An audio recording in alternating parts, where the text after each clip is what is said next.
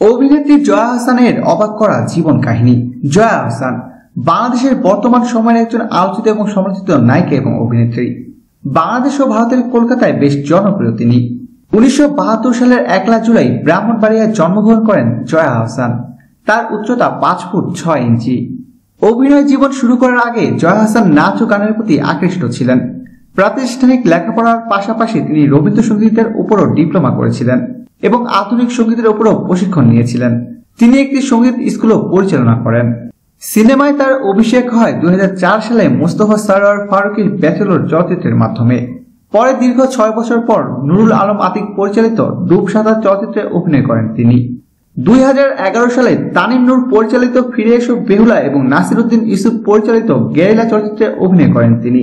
গেরিলায় বিলকিস বানু চরিত্রে অভিনয় করে তিনি 2012 সালে অনুষ্ঠিত ঢাকা আন্তর্জাতিক চলচ্চিত্র উৎসবে জুরিদের বিচারে শ্রেষ্ঠ অভিনেত্রীর পুরস্কার অর্জন করেন। একই বছর প্রদত্ত মেরিট প্রথম আলো পুরস্কারে সমালোচকদের বিচারে শ্রেষ্ঠ নারী চলচ্চিত্র অভিনয়শিল্পী বিভাগে পুরস্কার অর্জন করেন তিনি। 2013 সালে প্রদত্ত জাতীয় চলচ্চিত্র পুরস্কারে শ্রেষ্ঠ অভিনেত্রী বিভাগে পুরস্কার অর্জন করেন জয়া আহসান। এছাড়া 2014 সালে প্রদত্ত বাদশাহ পুরস্কারে শ্রেষ্ঠ চলচ্চিত্র অভিনেত্রী বিভাগে পুরস্কার অর্জন করেন তিনি। ব্যক্তিগত ও পারিবারিক জীবনে জয়া আহসান মডেল ফয়সাল আহসানের সহধর্মিণী। 2011 সালে ফয়সালের সাথে তার বিবাহ বিচ্ছেদ ঘটে। প্রিয় দর্শক, ধন্যবাদ ভিডিওটি দেখার জন্য।